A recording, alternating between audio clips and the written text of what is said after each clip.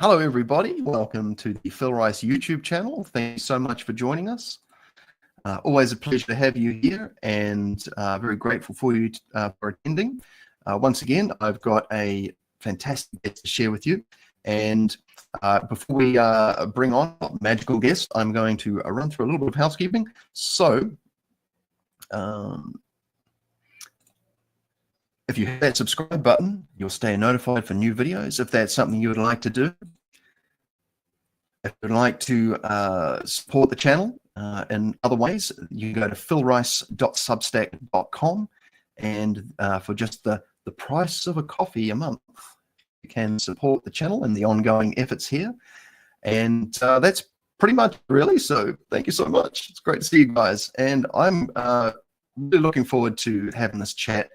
Quite a while ago, I was interviewed on the platform this gentleman has built and presented, and so great to have him on the Phil Rice channel one-to-one. And yeah, I've got a lot of time for this chat because he puts a lot of work into helping bring other creators, authors, teachers, content builders to the forefront. And yeah, I've got a lot of time for that because there's plenty of great people out there that we're strong in numbers, and well-organized professional platforms are great for keeping the teachings alive, current, and accessible to the modern generation. And so I'm going to bring forward the one, the only, Mr. James Robson from Perseus Arcane Academy. Hello, James. Welcome, sir. Thank you for joining us here. Good morning. Good morning. Thank you for having me. Oh, you're most welcome. And now, what's the weather doing where you are? It's terrible. We've had tropical storm after tropical storm, and it's raining again today. Well, I won't talk about the weather then, except maybe the trees are probably loving it. But yeah, I've got to say we're shifting into summer here slowly, and we're rocking shirts today. We're still wearing t-shirts. I'm guessing it must be getting a bit cool where you are. But yeah, I don't want all the hair coming out. Oh, really? Oh, okay. Yeah, I'm not blessed with a with a prolific chest wig, so I'm quite lucky in that respect. But it's great to have you on, man. I've been really looking forward to this because this is obviously one of the first times we're going to sort of see you in all your splendor, and obviously you're quite well known for the wonderful Perseus platform, and the work that you do to help sort of bring some of the best finds that people may not have otherwise been able to come across, because there's a lot of people on the internet and available, and so being able to provide an infrastructure and very professional, well-organized one where teachers at some point may actually be able to support themselves with their works. And I think too that a collaborative effort is a great way to do it, because obviously the internet world of algorithms and SEO and all these types of things, if we're all doing that, we're spending a lot of time doing that sort of stuff and not spending it on other things. And so I'm very grateful because I found wonderful creators and teachers through the Perseus platform, and I've had some of them here on the channel, so I'm very grateful for your efforts. So thank you so much. Well, thanks, Phil. It's nice to be appreciated, and yeah, it's a labor of love.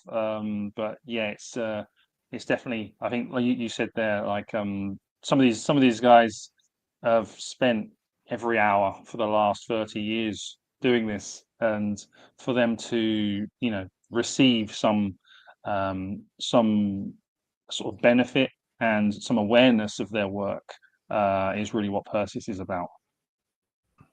Yeah, wonderful. And I've got some leading questions a little further down the track, so we can flesh out a few of your I guess what initiated some of these sorts of endeavors. But I've got some things here, because some questions here, because it turns out that you've done a bit of travel, a bit of training. You've gone to some far-reaching places, visited some very special places, found some very rare special teachers, and you've done some pretty serious yards in your time. And we've got a website set imagery and things we're going to take through here. And I read through it, and I have to say, the 40 days of squatting in a low horse stance for 3 hours at a time, the bro's done some yards, man. So yeah, that was horrible. did you find it get easier towards the end? No. each and every time was horrible. Yeah, because you knew what you were in for. Yeah.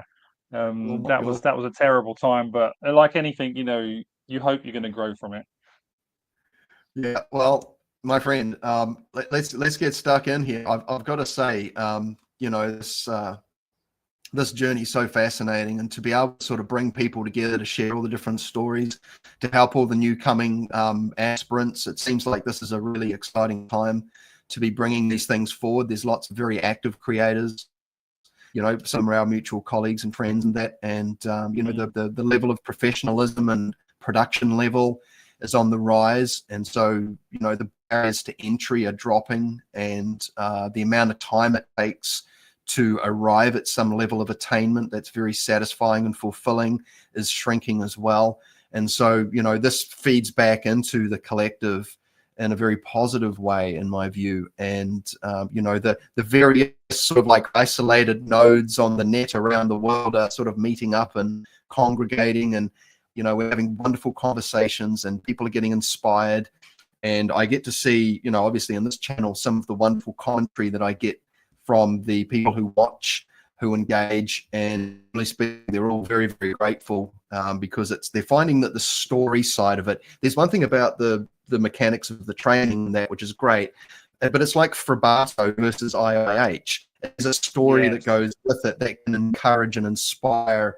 It's almost like like the water element aspect of the intrigue or the romance, and it's sort of, regardless of how legitimate that particular story is, what I'm saying here is that when people hear the stories, there are things that we've all witnessed and experienced for ourselves that, we can probably explain what happens, but they're no less interesting or intriguing or, captivating. And so I guess, the first thing I wanted to talk to you about was, I'll just pull that off there.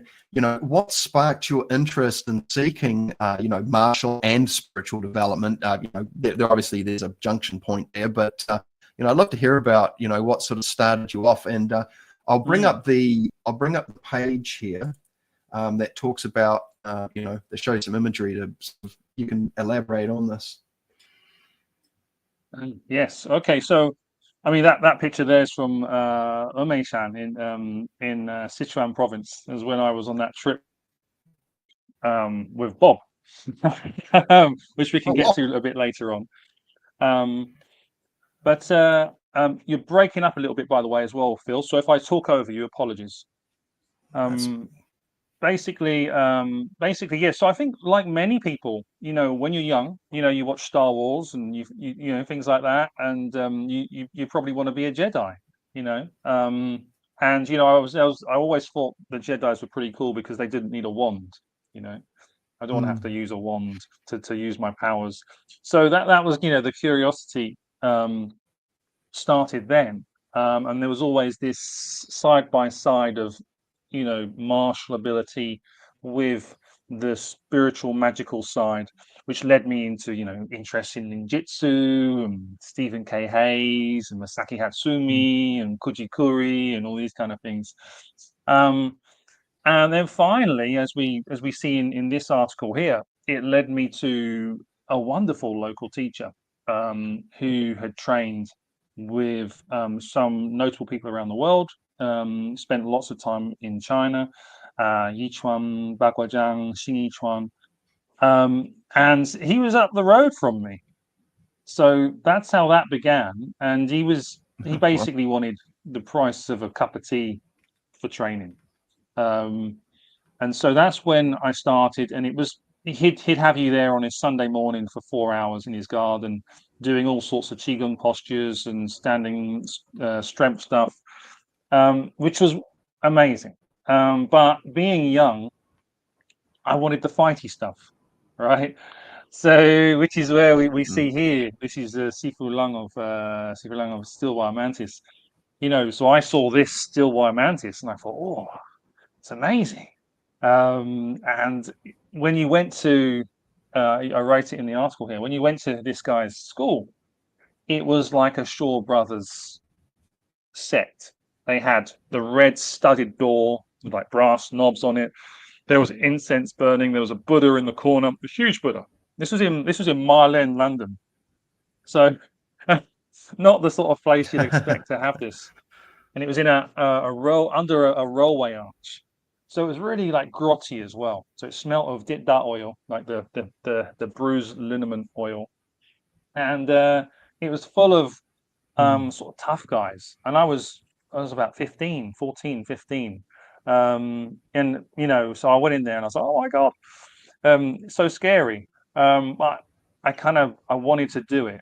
And back to, you asked me why. I think one of the reasons why many of us go into this stuff, apart from the mysticality with the martial arts, is fear, right?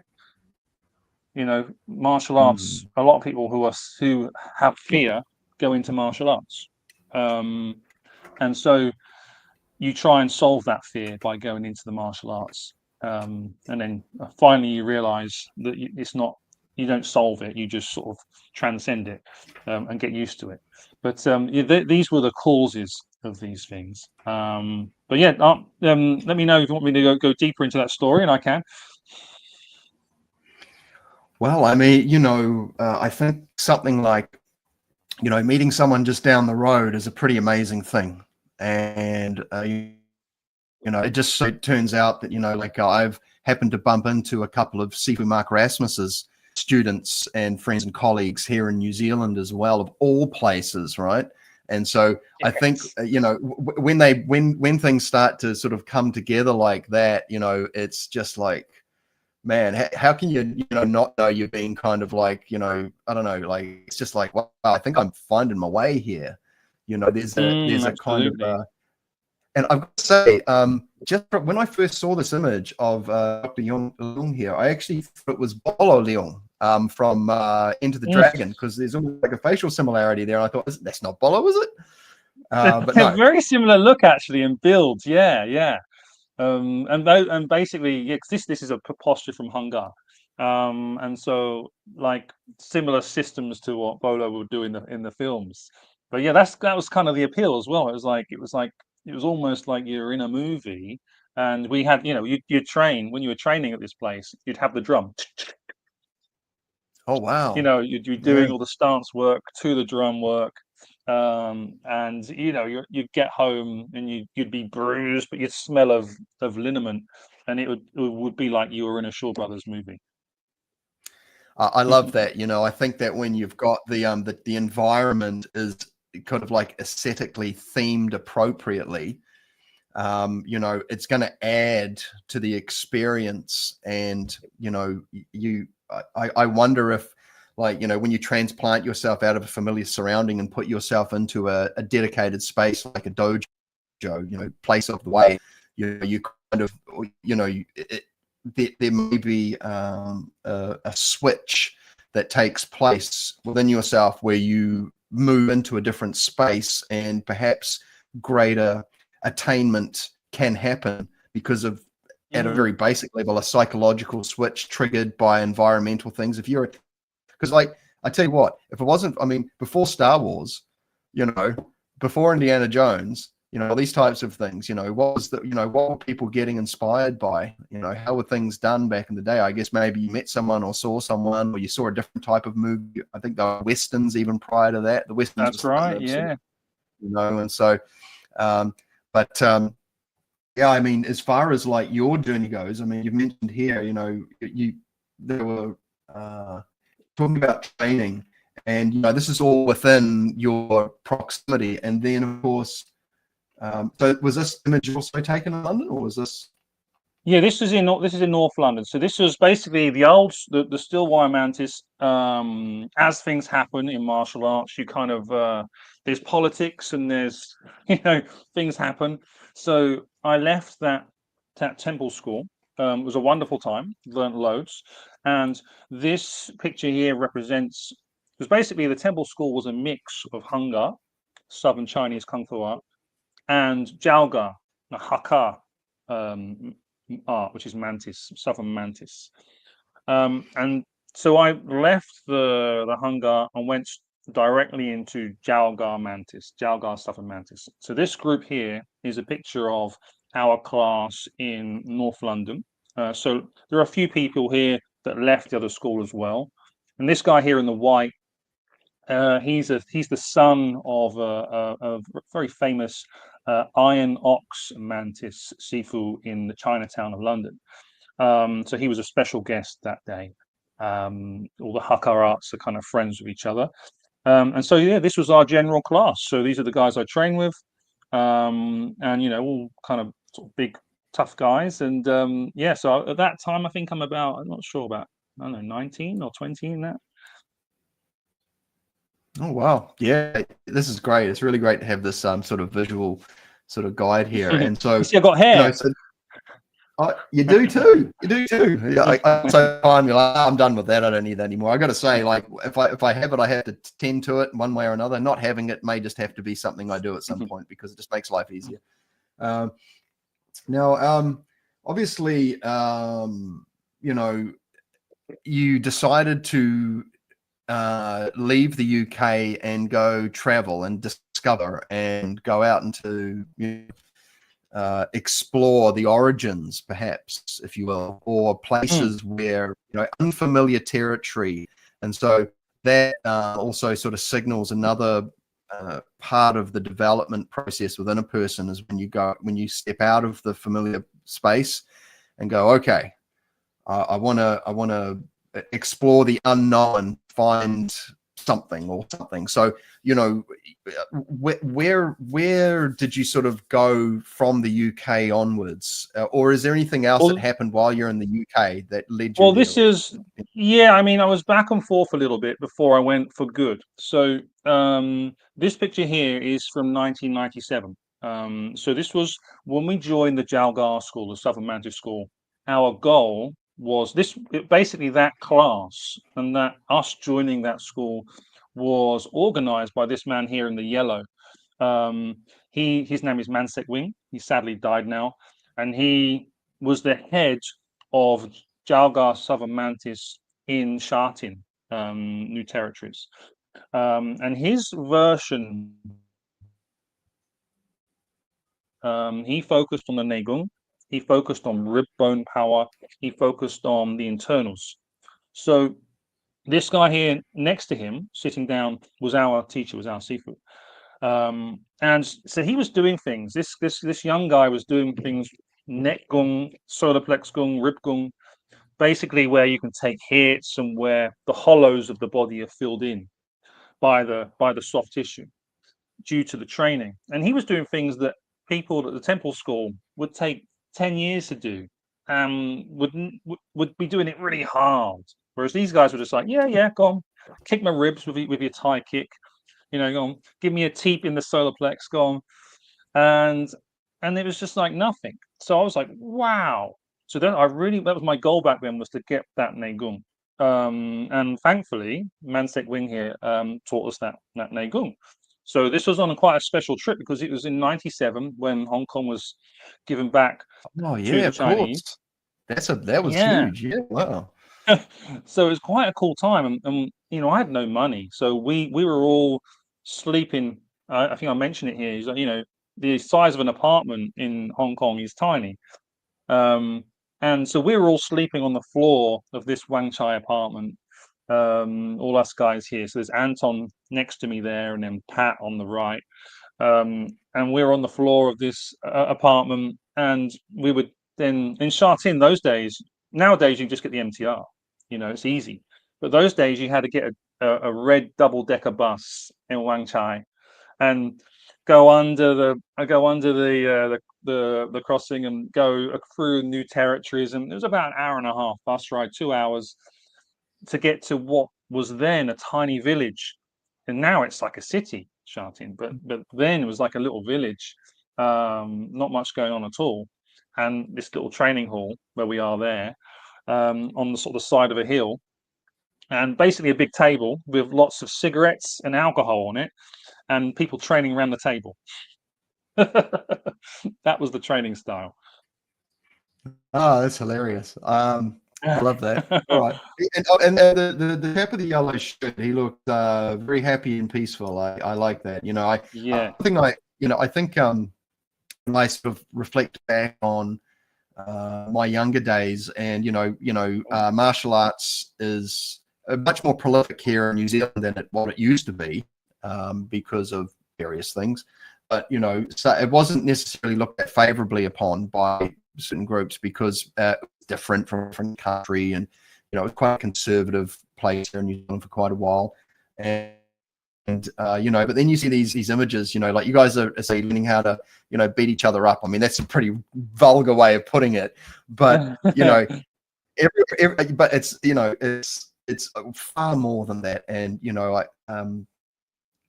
there's a real sense of camaraderie with your Kung Fu brothers, and obviously there's politics and this type of thing too, but you can't sort of deny the fact that there's a joy, I think, that comes from attainment and from working with others who are there for the same thing, same spirit. There's a fellowship that unites, and I mean, if you're actually trying to help each other through a collaborative effort, not so much what would you call competitive.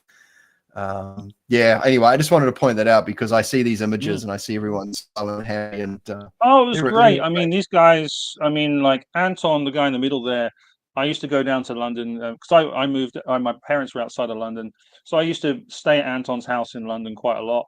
And then Pat there on the right, if it wasn't for Pat, I wouldn't have got to Hong Kong the first time because he paid for my ticket on his credit. We've got no money, what are we going to eat type of trip. But we wanted to see Qigong. We wanted to see Qigong, and he wanted to see us before he taught us more, or before he allowed our teacher to teach us more. So it was a necessity. But a wonderful trip. Oh, sounds amazing.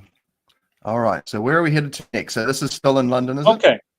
So these are some more pictures from that time. You might recognize that guy there from the 36 Chambers. Movie star there. Claim to fame. What's his name? Oh God, don't ask me to say his name, I forget. But he's well known from 36 Chambers, all sorts of Shaolin movies. He was telling me how I'm too tall to do Hungar, and it's good that I'm doing Mantis. But he's a great guy. He was there sitting next to me at lunch eating a pigeon. As you do. Yeah, as you do. So these were some of the guys that we trained with. And then basically that trip, I went back to England after that. And my time with Mantis came to an end because I was seeking something deeper. I was seeking something more, wanting to return to what I began with, because I began all those years ago with Xing Chuan. I wanted to go through the Xing system. I wanted to complete that system, and I had that itch. I thought I really want to, because it linked to meditation. It linked to higher level internal skills, almost magic, because I think a lot of people who are in the internal arts seeking something special, really they're seeking magic. And what you're looking for, you probably aren't going to find in 99.9% of internal arts as they are trained and taught today. But at that time, I thought I would find it within the internal arts. So after this time, I returned to England, if you want to scroll down a little bit. Basically, I found someone called Alex Cosmer. Alex Cosmer is a well-known author. A little bit before this.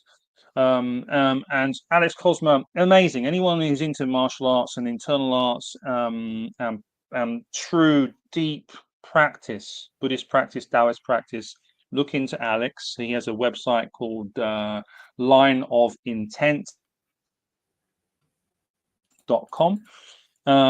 Wonderful guy. And basically, I found him, and his Xingyi was amazing. His Bagua was amazing. He's got a whole history. I've got an interview with him on Perseus.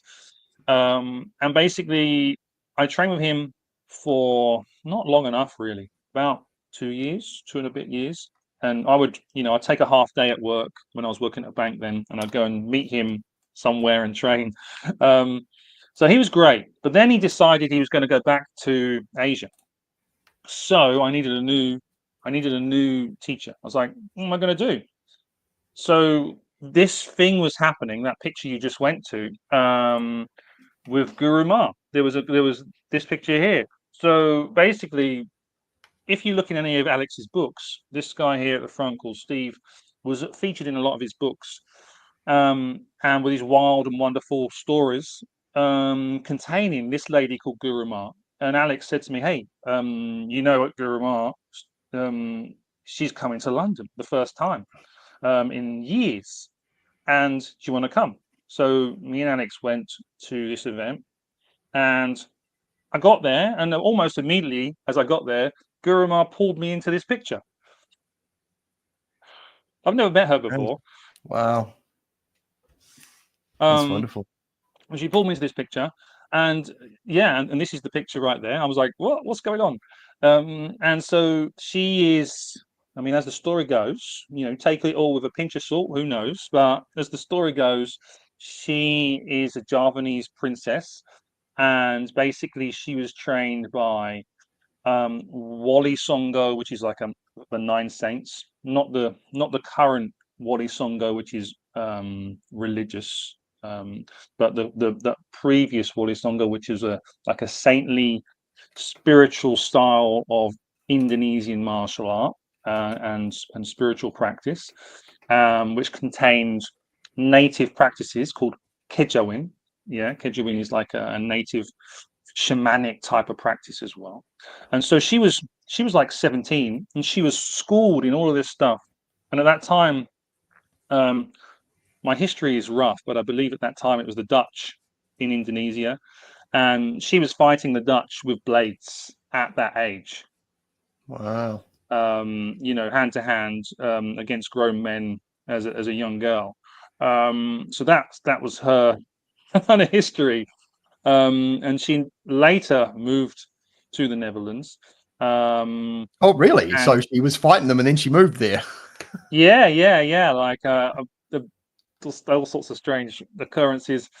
And then basically, I'm cutting this story very short, but the meeting of these guys, Johnny and Steve, and again, take it with a pinch of salt.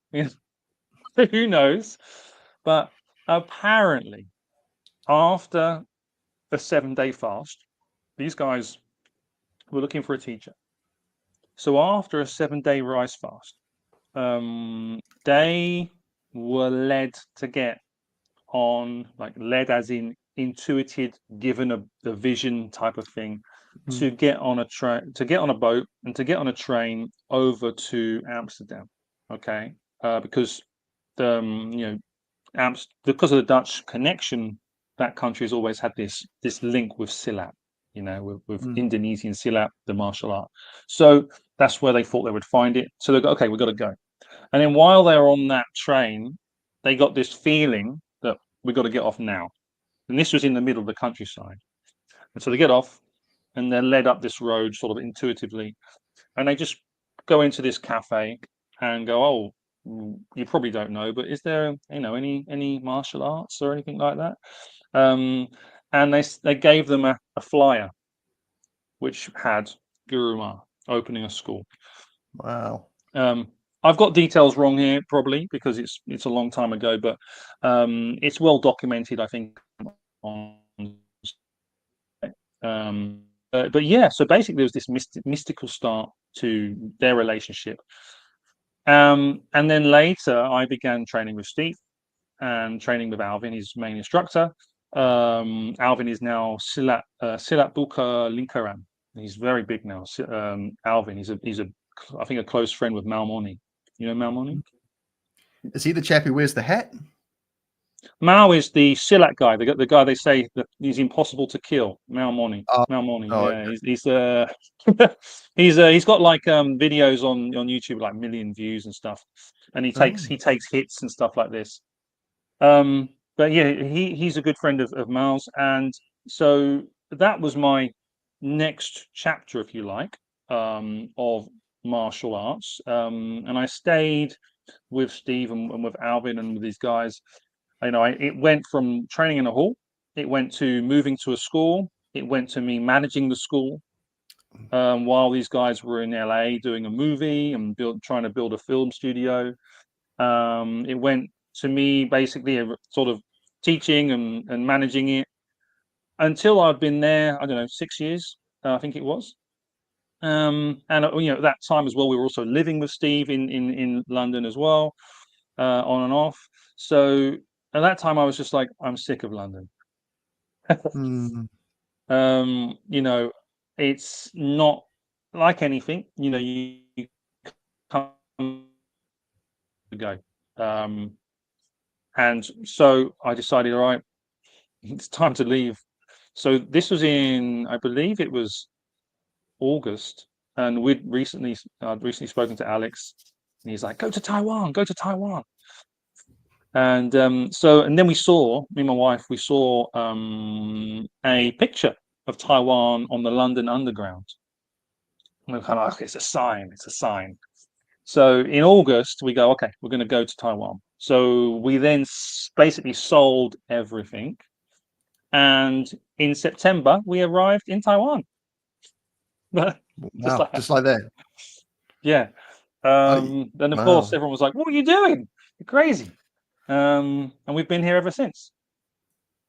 You know, it's funny, you know, like these intuitive things that, you know, these cosmic leaps of faith that we take, where we abandon, the cautiousness that's been heavily programmed into us from our parents and things like in institutions and society. I did that when I quit my corporate job. I had a beautiful experience and ended up, to go study music, and I ended up becoming a music teacher. It wasn't my original intention, but there had to be an initial spark of something.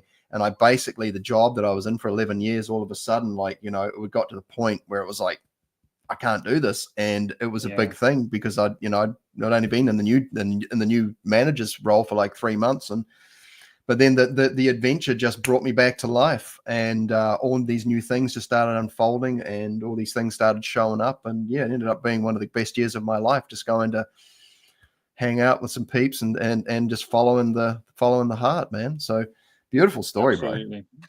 Yeah. So I mean, that was it, and I mean, we sort of, we turned up with a suitcase and I think about 200-300 pounds, and that was it. So yeah. Oh, Aimei-san. Okay. Let me. So basically, we've gone forward in the story. Now let me go back a little bit. Okay. So Aimei-san is interesting because, one, it's incredible, but also it was interesting that I met Bob for the first time in Aimei-san in 2003. This is our mutual friend and colleague, Bob from 60 Skills. That's right. Yeah, Bob from 60 Skills. And so basically, I was working at a bank. I got made redundant, let go from the bank, and they give you some money. Go, okay, we're sorry you lost your job. Here's some money. So I thought, well, that's a great time to just train for a couple of years and not do anything else. So at that time, I was training the SILAT in London and just using the money that I'd got from that job. Then, after that first 40-day practice that we were talking about before, I saw, or I'd actually already seen this guy called Lin Hai. Lin Hai is a New Yorker who went out to China. There he is. In his youth, fluent in Chinese, met all sorts of amazing teachers, and he's a lineage holder for Aimei lineage now, I believe. And so basically, I thought this looks amazing, and I'd seen Aimei-san talked about by Alex Cosma that I mentioned earlier. Alex had gone to Aimei. He had met all sorts of hermits on Aimei-san who are long-term meditators, long-term kung fu practitioners who are just practicing on their own on the rear side of Aimei-san, not the tourist side, just the rear side, with no real paths. And they were working in caves. They were practicing Aimei lineage, like Aimei only martial arts lineages.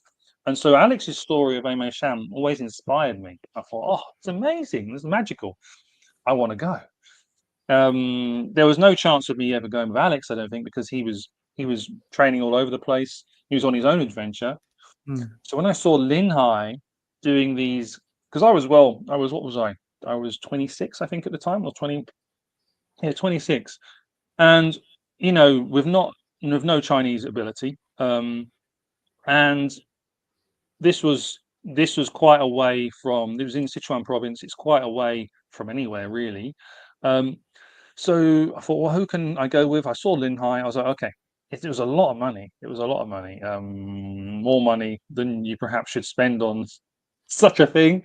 But I thought, well, it's an experience. So I booked it, and basically, um, about 2 or 3 weeks after I finished that 40-day practice that we were doing in the Silat, 40 days of continuous practice, I came out of that, and then I was on a plane to Sichuan. Well, actually, on to Beijing. Met with everyone in Beijing, and we got a little rickety airplane, like out of Raiders of the Lost Ark. With people in, birds in cages and stuff like that, out to Chengdu. Got on a little bus, drove out to the area where Aimei Shan was, and yeah, so climbing this mountain, it's quite an amazing experience. Was inducted into the lineage, given the empowerment by Lin Hai and things like that. Taught the practices by Lin Hai, but I was quite in my own head, experiencing this. Just be like, wow, this is amazing, and not knowing at the time that my roommate was Bob. Oh, It was Bob, but not knowing that I would have a connection with Bob coming later as well. So yeah, Aimei Shan was amazing, highly recommended. Any trip with Lin Hai is highly recommended because he will be treated as a local. He's not treated as a tourist. He has lineage connection to where he goes, and he can get you an amazing experience. Yeah. Oh, that's great. And there was another a picture here that was in the thing. Is there something you'd like to mention about this chap? This is I believe, the previous Grandmaster. I'm not sure if Lin Hai actually got to meet him, whether he was still alive when he went. But yeah, it shows you here. He was very famous. He went through the Cultural Revolution. He was a Vajrayana practitioner, and then basically was taught, Dharma and the Aimei lineage. He sort of relocated from Beijing, and then went over to Aimei and established himself there. So yeah, I mean, he's like one of these real life Vajra masters, a practitioner of the Vajrayana who has real ownership of it, who just lived it. Yeah, I don't know much about him, to be very honest. Only what I've heard from Lin Hai. But you can see there's a little bit about him in the practices he's done: soaring crane, qigong, and there's some real exotic qigong systems there, which are very much kind of specific to the region. A lot of quite magical stuff comes out of Sichuan, and the Aimei Shan mountain. Wonderful. Thank you. All right. Well, okay. Well, we have another elderly gentleman here who looks like he's revered somewhat. So is this? This is another lineage holder in the lineage. I don't really know much about him other than the bio here. Yeah, that was before my time. Yeah. Okay, no worries. Okay. Here we go. There we are. There's a couple of familiar faces there. Man, yeah, that's amazing. So there we are. So where is this? This is on Aimei, or this is on the top. We're called the Golden Summit, and we're still sort of on our way to the Golden Summit there. And basically, Aimei is it's kind of like it's multiple weather conditions. It's tropical at the bottom, and it's kind of like sort of Himalayan Arctic at the top. Arctic, but pretty cold. And so you're issued with these jackets at a certain stage. You get these from one of the temples, because we were staying in basically like retreating areas of nunneries or monks places as we go up. These places that are open to local travelers, really, not really tourists, but because of Lin Hai's connection, you would stay in these, and these are not like tourist places. They're tourist temples. They are real living places with people doing long-term practice.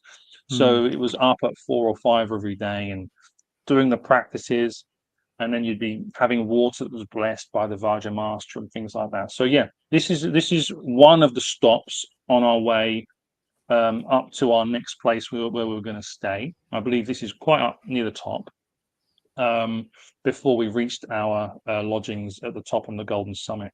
But yeah, we sort of I forgot all about this picture, and Bob sent it to me. I was like, wow. Yeah, I was going to say, when I saw the jackets, I was wondering if you guys had been drafted into military service or something. Like, these guys look like they need something to do. Let's put them into some fatigues and get them going. Well, because we had no luggage, right? We had no luggage, and we had like this little monk's bag that we got down at the bottom with a toothbrush and like a refillable water bottle, and that's basically it. So you're in the same clothes. You've got nothing for the time. But by the time you get to the top, you're like, oh, I really wish I'd have brought a jacket. And so they kind of give you these jackets to keep you alive at the top. Oh, wonderful! That's very handy. Very grateful for that. Awesome. Oh wow, fire! That's amazing. I just love the I mean, just looking at the skyline there and the mountains, and then there's that temple. You know, like I'm sure it's very large once you get close to it, but. You know, the fact that when you see these amazing pictures from around the world of these structures that are built up, these, you know, they're a long way from civilization, and in a lot of cases, you know, there's people carrying a lot of equipment to get these things up there, and then they have to spend the time doing that, and it never ceases to impress me, just the lengths that people go. I mean, you know, especially watching, you know, videos of people in Thailand visiting all the big sort of temples there. And, you know, as like it seems like some of the temples are trying to outdo each other with, you know, who's got the biggest Buddha sort of thing. Basically, yeah. I mean, at the top on the Golden Summit there, it's amazing. You know, really, they've really done it well. But because they brought it up, they got like a cable system on the front of the mountain there. We came up via the back, where it's just little paths and monkeys.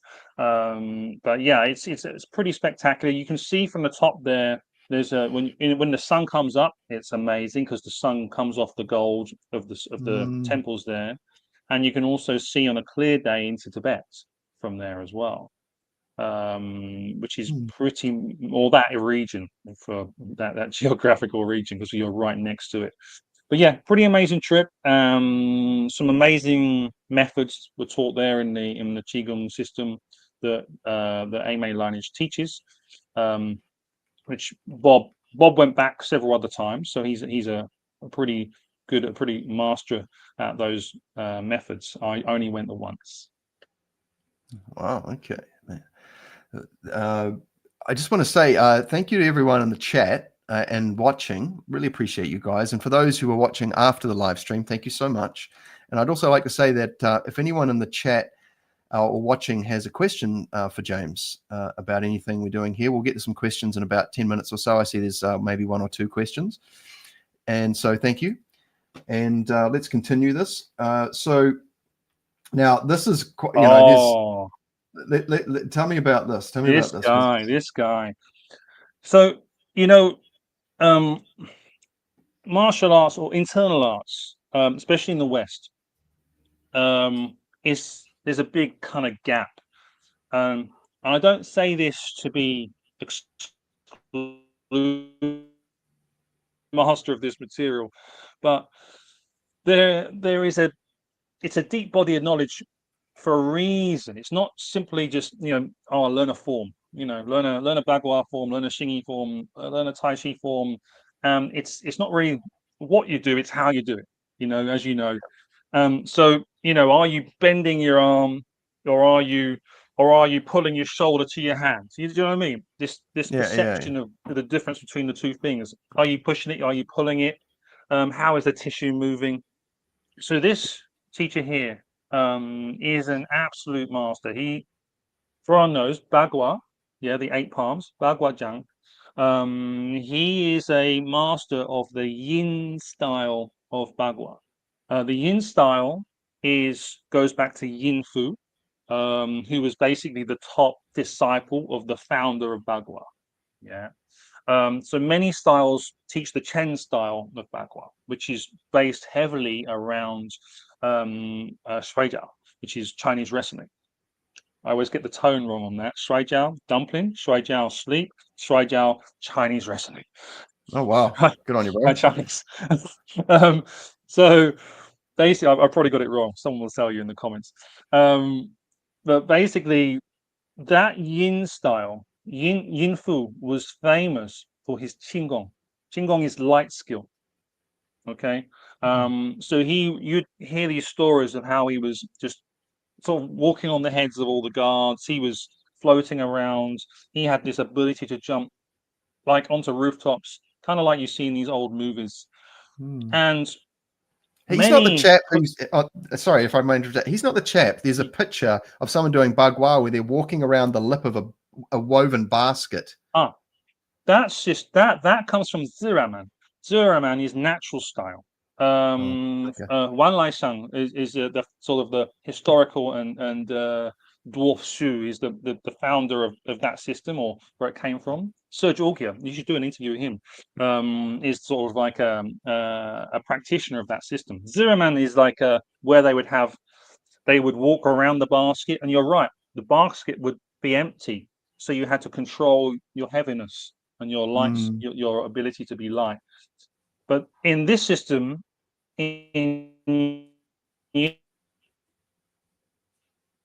most people think, well, it's probably overblown, it's probably exaggerated. And I kind of did as well. And I also thought maybe that stuff was energetic, because you can, through different spirits and things like that, you can gain some kind of Qinggong ability maybe before you're ready for it.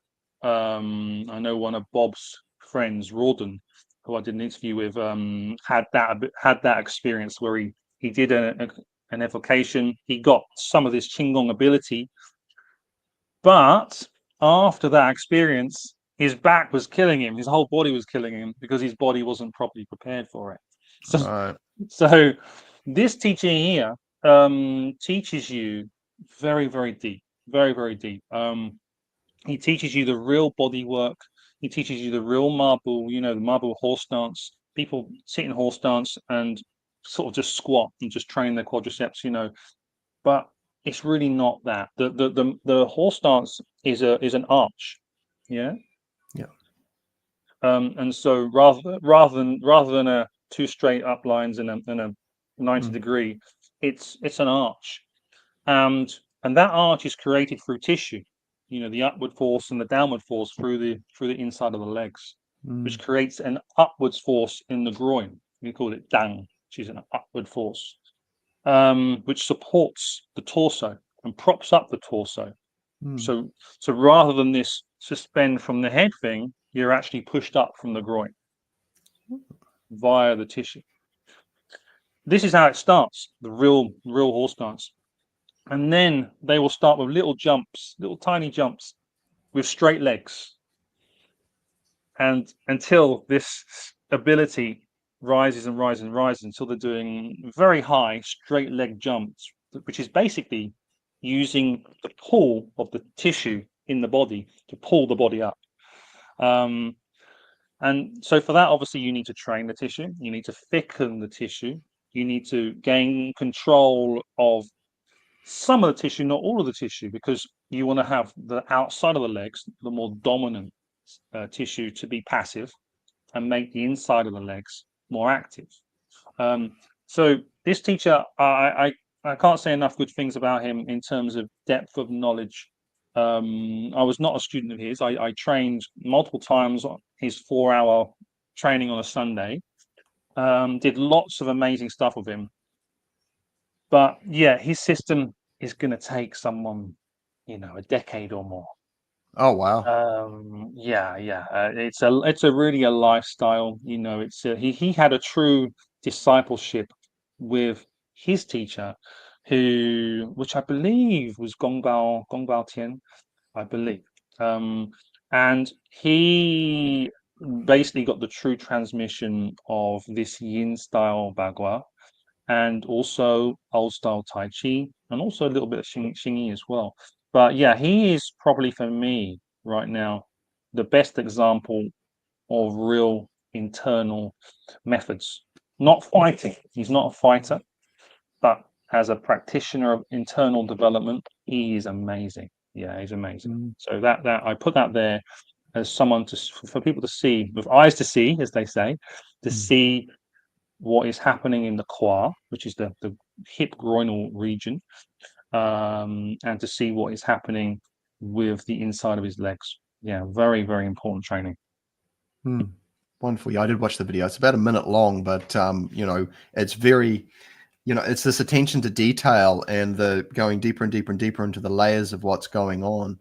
That sort of, I think, what separates a lot of the stuff you'll find, say, down at the road at the local community center from the guys who are up the mountain, training like, I mean, and as my Tai Chi journey starts to sort of take off, and that I really appreciate this because you mentioned it at the beginning, like the largest percentage of what is taught, and I imagine especially in the West here, is it's form based. It's about it's sort of like it's a posture and a movement, whereas what I've learned from listening to the teachers on Perseus, and especially from Mark Rasmus, you learn how to tighten the fascia and almost float yourself.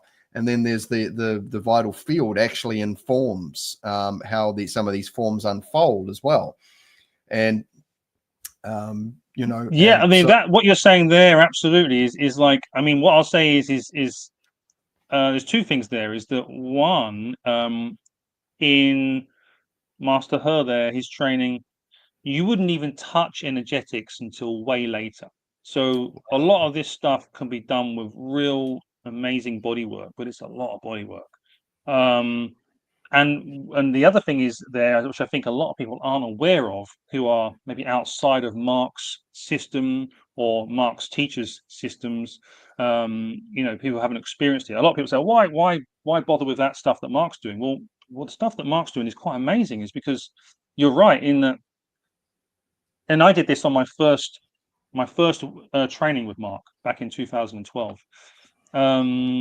He through the vital force, you're right, you can actually lead the body into postures that you really didn't even know.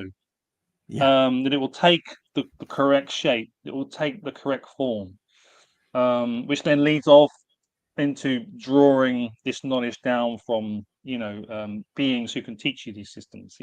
So spot on.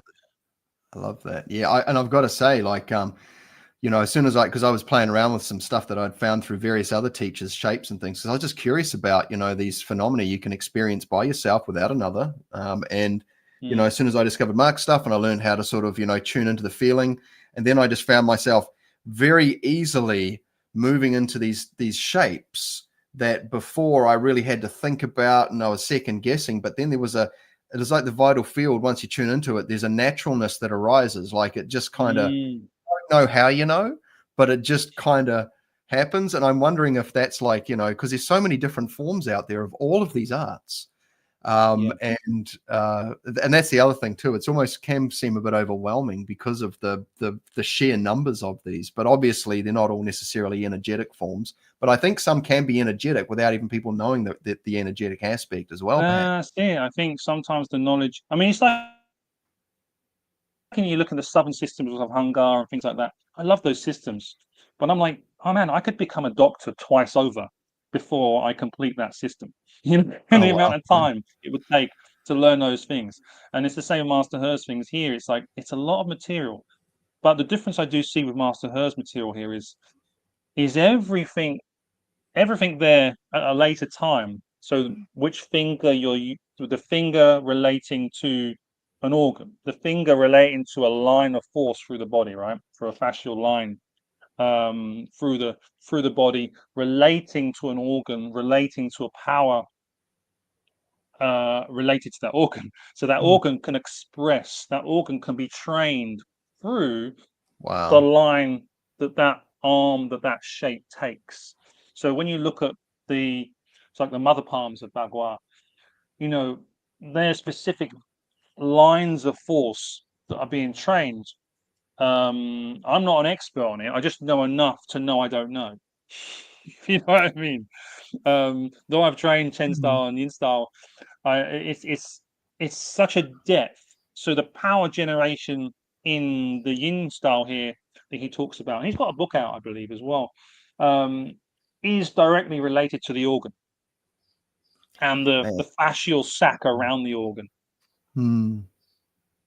Yeah, there's I'd say fascial. Maybe my words are wrong. The connective tissue, the tissue that surrounds that organ, is thickened directly via the training, and can then feed back to the power. And then he brings in the energetics of it as well. Yeah, I've got to say, you know, like we'll probably switch just into a bit of the Bard and stuff in a sec, because this perfect and sorry everyone. Yeah. No, that's all good. It's because you know, in Barden system, you know, we are training the organs as well, you know, and each one of the organs has a letter attached to it as well, and you know, and so you know, you see the shared kinds of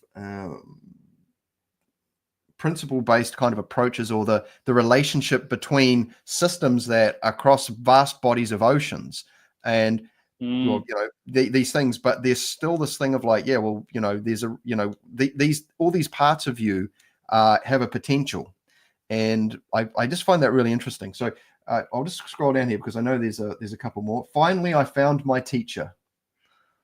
Okay, so well, first of all, this guy here, this guy is not the teacher. Oh, isn't it? He's someone I used to have tea with. So this, if you scroll down a little bit more.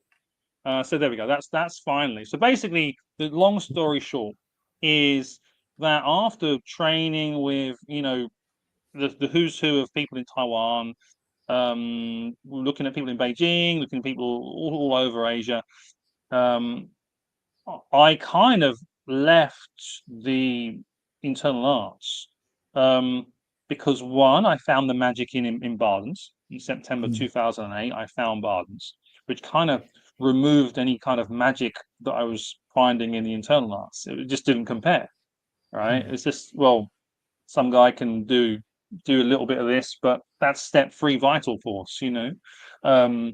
So there was no mystery for me left in the internal arts from that perspective. And I still wanted to get the fighty side of things. I still wanted to develop the fight side and to not have that hole, not have that uncertainty. So this person here, I found a huge history. I write about it here a little bit. Legendary. After, I mean, I put it this way: I met a lot of the famous teachers in China, not in China, but in Taiwan and southern China, in Hong Kong, and in England.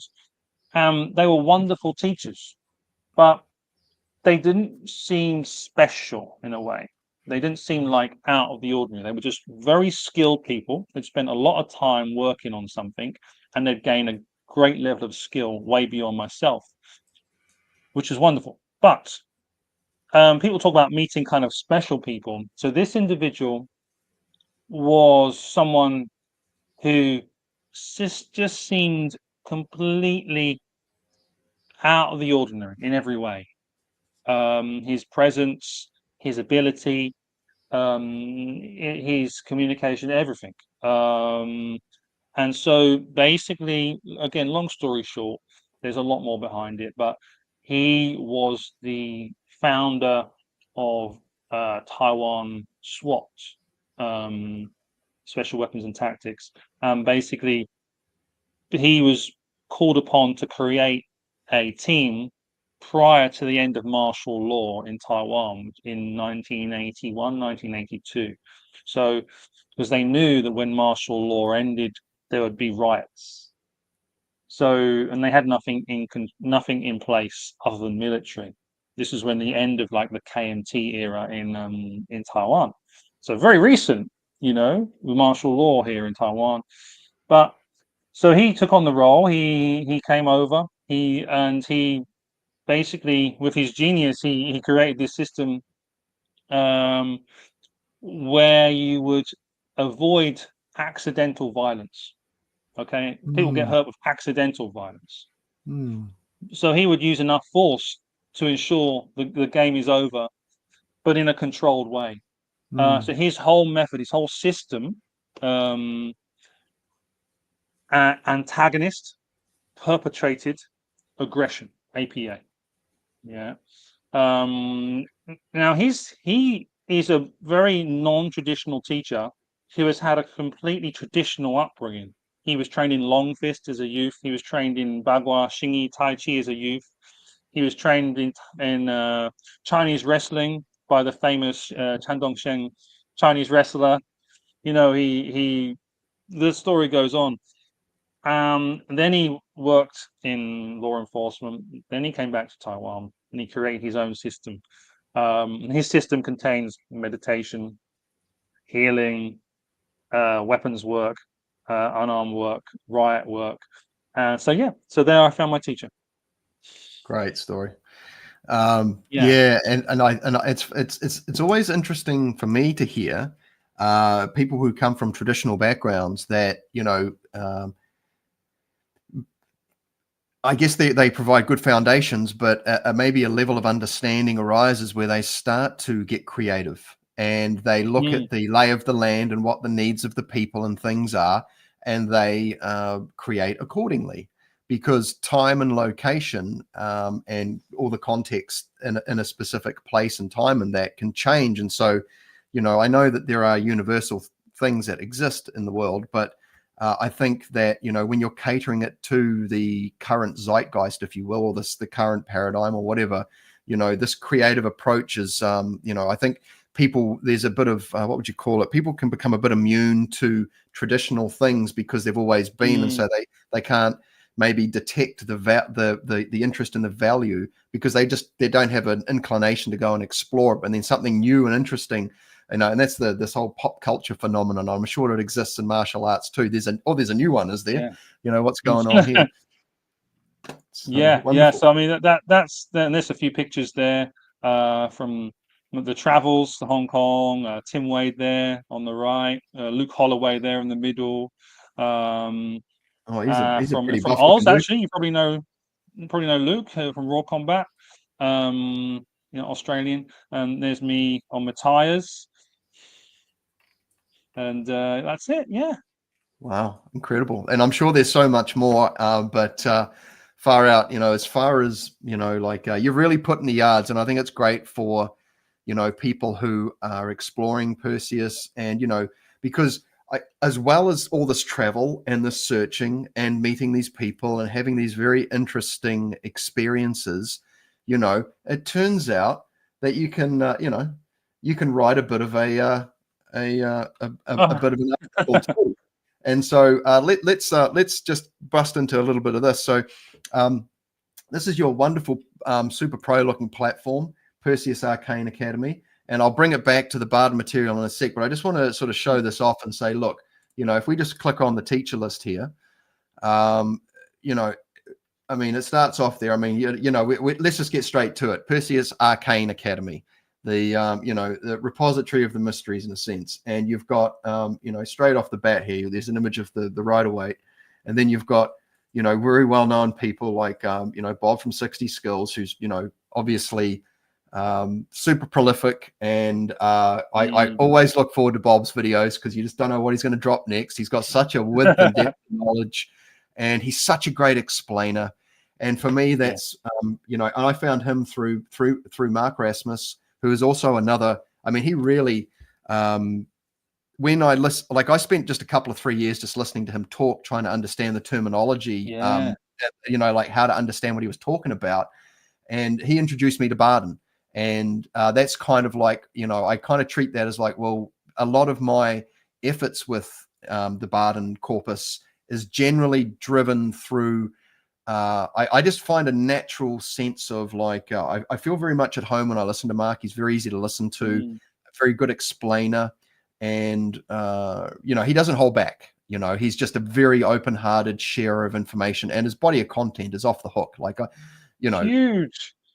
you know, and it's just it's relentless, you know, and he just sits down there and he'll hit the go button, and it's a one take as far as I can tell. He never Yes. fumbles on his words. It's all just clean as, and it's like, I mean, as far as aspiring to a kind of an archetype of a teacher goes, I couldn't really ask for a better sort of like a leading figure in a sense. And I kind of must feel, say, I mean, why? Sorry to interrupt you, Phil. yeah, While we're on the page, I must say, like, you know, I started Barnes in 2008, and I found Mark, or I visited Mark in 2012, I believe it was, and from that point, yeah, my perspective was changed after that week with Mark. It took me a long time, maybe more than most, to internalize those things, but huge help, huge help. I've trained with him on 2 occasions, and each occasion has been absolutely mind-blowing, and completely changed and accelerated my practice. Yeah, Mark's awesome. that's so great to hear. And you know, everyone, you can find Mark's work here on Perseus as well as on his, you know, very generous YouTube channel as well. And obviously, you know, Bob, who's another great explainer of our time, using very modern language, very relatable, very remote. It's very what would I say? Like he even says it, you know, it's an engineering type language. Do this, then this, Yeah. then this, then this, and so it's very accessible, especially to a modern Western mind. Now, I mean, we probably won't have time to go through all the teachers, but you know, Andre is very cool too. Like I've had an interview with him, and unfortunately, the mic wasn't very good. The thing is, though, is that if you want to get the goods, you have to climb the mountain. And the mountain of this interview I did with Andre, there is so much good stuff, but you're going to have to really pay attention. It's going to flex your concentration skills. So I thoroughly recommend any interview with Andre. But just in general, I mean, Jake, another student of Mark's, but also a teacher in his own right. Denny, Absolutely. Peter Deshemin, Ray Del Sol, Nenad. I mean, my gosh, you know, it's an absolute cornucopia here. And so, but I also want to just drop in here, you know, let's get down to some Hermetics, because, you know, you've got some great articles up here, and obviously, you know, you're writing these. And one of the big things is, and you mentioned it, is that, you know, people can take a long time and maybe even give up on the initiation into Hermetics pathway, whether it's because they don't quite understand what the author is saying, or you know, it's a language that doesn't quite make sense to them, or you know, we live in a time where attention spans are very short, discipline is probably a lot lower, and you know, and these types of things. And this is not an easy meditative pathway. This is not a beginner's course. This is, you know, like it could be, but it's going to help you to have lead scouts who are a few steps or many steps ahead to sort of like help you find your way. And so I'd love to hear a little bit about your discovery process adventure with initiation into Hermetics, and then we'll have a look at a couple of these questions. Okay, I mean, with Barnes, yeah, as I say, I found him through I was watching these videos on YouTube, and it was by a guy called 11 Fulstier, or Fulstier 11, I think. People will probably know. And he had a channel, and he used to do these sort of real magical, mystical videos, and he was going to reveal the book that gave him all the powers, and eventually he revealed that it was Barnes. So I was like, aha. So I was on it, and like most people, you know, I was working away at it, doing okay, but still under this belief this is going to be like, you know, it's going to be like 20 years. It's going to be 20 years. You know, I want to do this properly. I want to make sure I don't skip steps. I want to make sure that I don't go on too early, which slows you down. So then I start seeing Mark, and I start asking him some questions, because I'm not a natural visualizer. Okay, so and I had one teacher years ago who said, "Oh yeah, due to your astrology, you'll never be able to visualize." So you can give up, or you can take it as a challenge, can't you? So so I thought, no, I'm not having that. Let's ignore that advice. And so I kept on, and eventually I thought, you know what? This was in 2012, so at those days, Mark had just sort of started with things, and I went out to see him, and he was completely generous and amazing, and he gave me as much as he possibly could. Basically, went through the whole book in 1 week. Yeah. Wow. Um, yes, and just from that, I was like, oh, okay. I got a way now for for working for visualization. I've got a way now. My expectations were set as well. This is one of the things with things like visualization. People believe they're going to have an IMAX quality visualization, like a full movie in front of their eyes, at step 2. I mean, Barden is known for creating a balanced curriculum. So to expect IMAX-like quality in your visualization at step 2 would not be very balanced, would it? It would probably, it would probably destabilize you. Actually, Yeah. like it'd be I too mean, your much. fire element would be right out. Yeah. So it wouldn't make any sense. So you have to think, and this is what in this article here, common sense is a big part of it. I mean, you kind of have to think for yourself of Bardens, which I like. You've got to dig.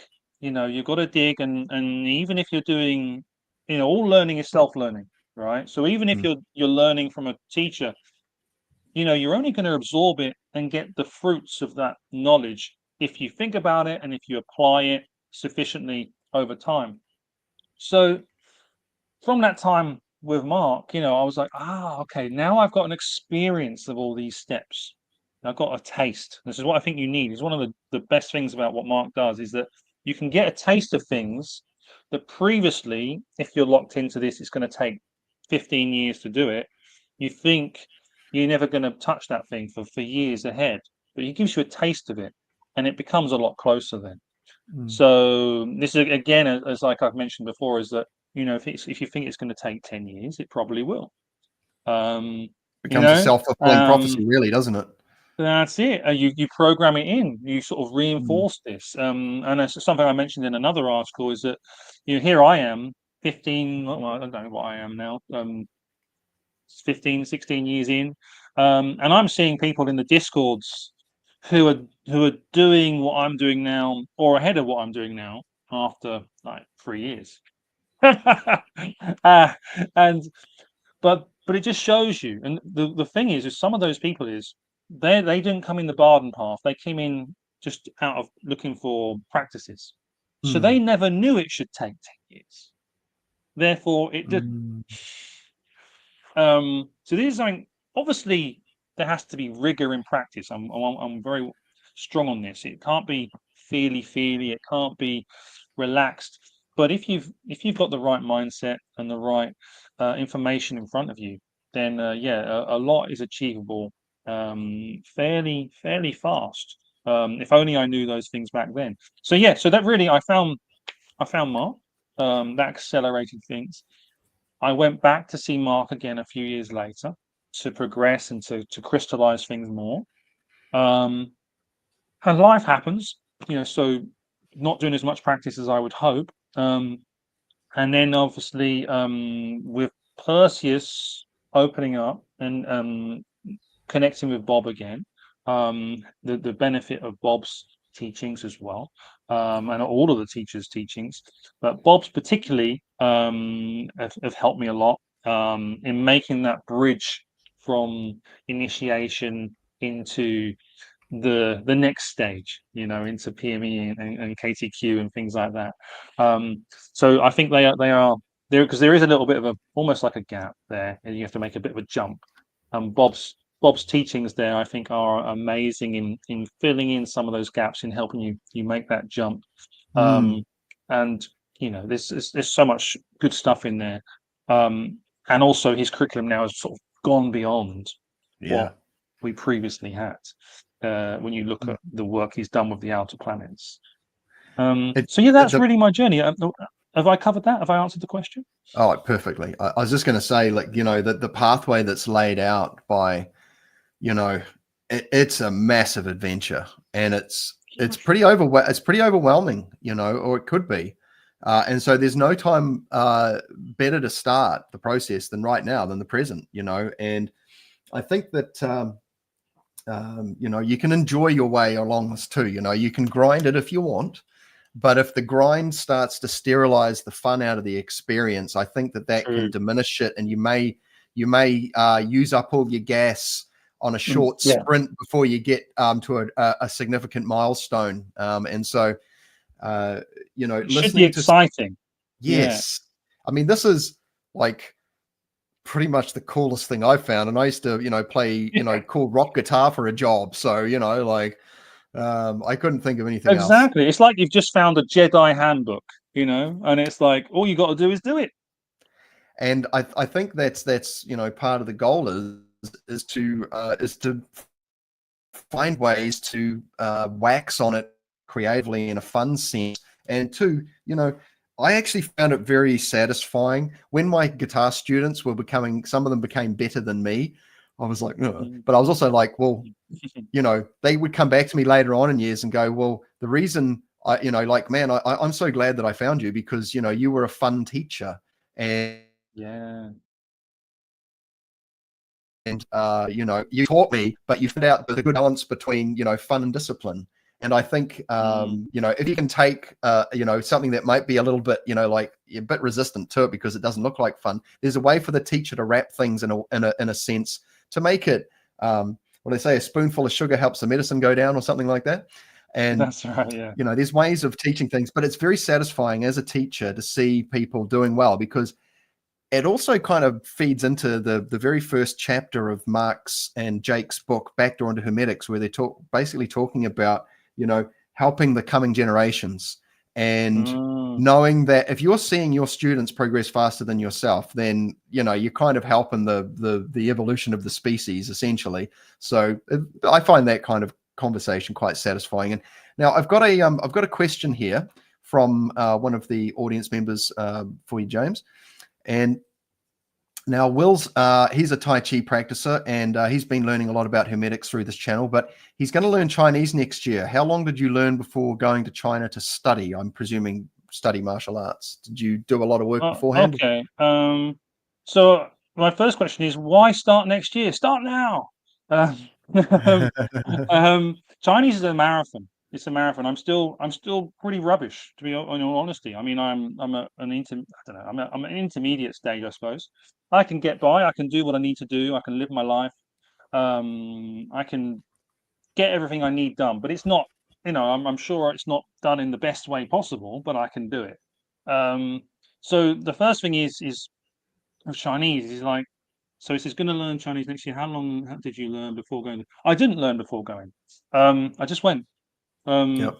You know, if you wait until you're good enough, you'll be too old to do anything. Yeah. Just go and then and find ways of making it happen when you're there. You know, there's if anyone wants to email me at Perseus and just put Chinese in the subject, I can give you a load of resources. But basically, Chinese is any language is a marathon, and it's about intensity. You have to do it intensely as much as you can. So like things like comprehensible input,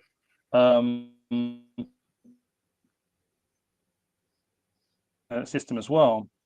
There's that barrier. So first of all, with Chinese, you want to work on your listening. Do massive amounts of listening. Look at things like Speechling, which is a free platform for lots of languages. It's completely free. You can go and sign up now and get started.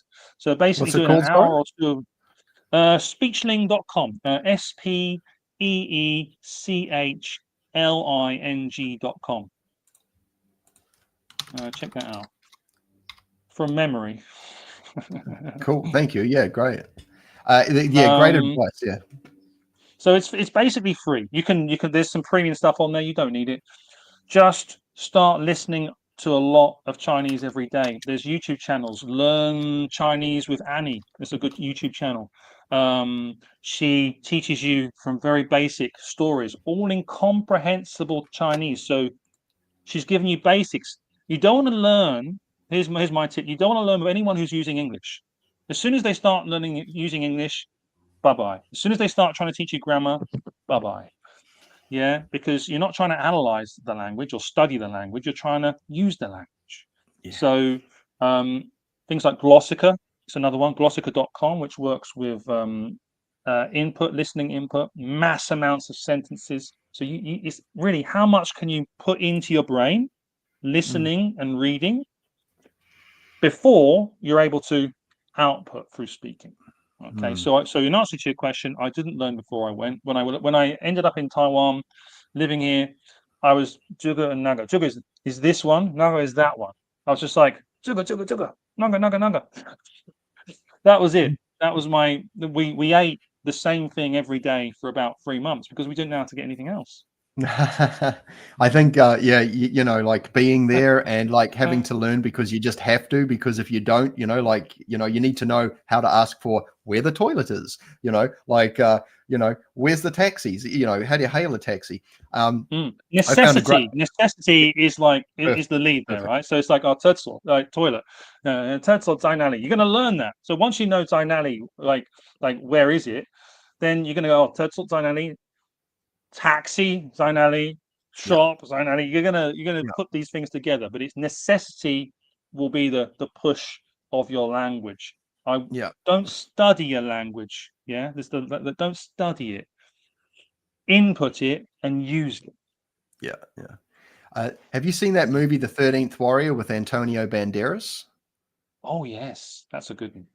He spends time, he's like he's from a different culture and doesn't speak their language, but he just sits there and listens to them, and he kind of just picks up on the inference because, I Mm. mean, you know, a lot of body language is universal, and you know, you can kind of pick out what people are saying. So yeah, Will, I mean, look, Will, you've just got a Well, bunch of that resources there. method you've just said there, Phil, is comprehensible input (CI), a theory by Dr. Stephen Krashen from the 80s.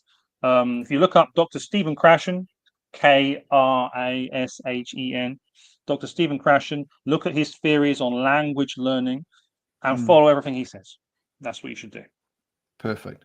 Yeah, yeah, and that's a great answer. Thank you for that. It's actually very useful. I mean, you know, while I'm sort of building my my own sort of practice for KDQ or the Barden's Kabbalah course and the Cosmic Letters or Letter Magic, whatever we want to call it, I'm discovering the value of, like you said, you know, comprehensive input.